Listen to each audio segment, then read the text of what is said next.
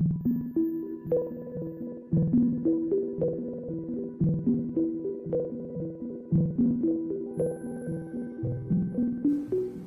name is Michael Phillips, and I am a time traveller. I was born in 2043. At the age of 18, I joined the army, had a few years there, and then I was recruited into the SES, the 21st SES Regiment to be exact. We carried out a number of missions in countries that I'm not allowed to name because I've signed the Official Secrets Act. And from there, I was contacted by a government department that called themselves Section 18. They told me they were a reconnaissance unit. However, it turned out to be something quite different. So I was then transferred to MOD Bottom Down, and there they took me into a hangar, and in that hangar I saw this 8-foot sized spheroid object. I was then briefed on what this object actually was. Turns out it was a time machine.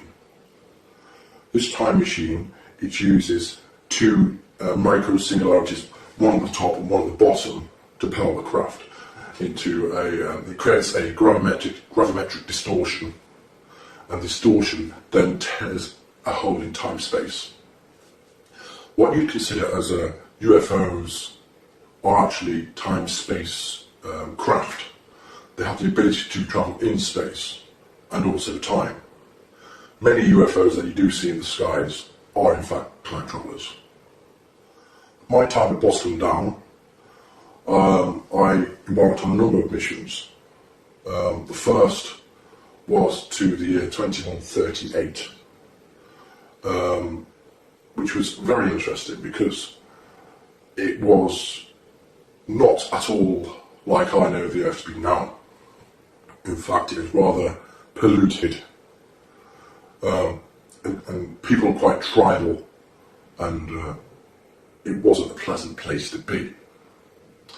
Anyway, a little bit more about my time, 2075.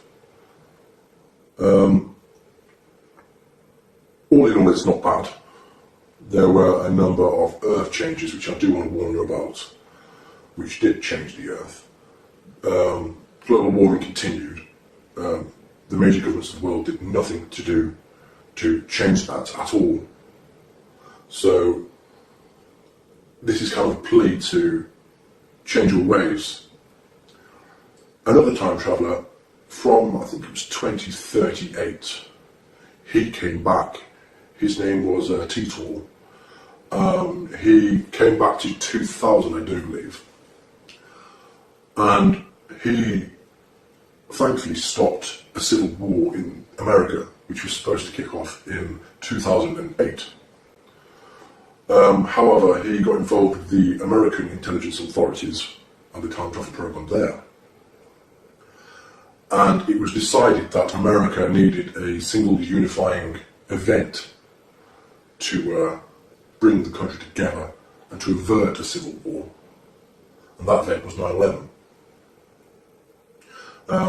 T-Tor went back, I do believe it was May of 2001, just before that happened. So that's what happened there, and he did change the timeline so the civil war in 2008 didn't happen. More towards where we are now, where I am in 2018, which is odd because it's the first time I've travelled backwards in time. I've always travelled forwards. There is a limited nuclear exchange in 2019, March of 2019. That does involve North Korea. They attempt to launch a nuclear missile at Honolulu in Hawaii, and then the US responds with 2 cruise missile nuclear-laden missiles to Pyongyang and takes that out. So Kim Jong-un was no more at that point, and a lot of his government was taken out too. With the turmoil that ensued after that, World War III did start in 2020.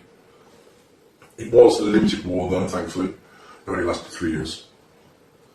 China and Russia were against the UK, America, and a few other countries. And all in all, it was a very fast but brutal war. Countless millions were killed. Nuclear weapons were used in a very limited capacity. Very limited, thankfully. Just battleground nuclear weapons. What else can I tell you? Oh yes, 2022, California, LA to be exact, is hit by what they term the big one. There was a very, very massive 10.2 magnitude earthquake there, which completely decimated the city. It actually cracked the fault line straight across California, and as a result, California sits a good 10 feet lower than it used to. With rising sea levels, that did cause California and surrounding areas to be flooded and to no longer be habitable for people. People had to move out. What else can I tell you? Donald Trump, he clung to power for 2 terms, tried for 3. However, he was impeached and he was finally got rid of. Then you had Oprah Winfrey, believe it or not, try and run for the presidency. She was not successful. There was a man called Michael McIntosh who actually succeeded.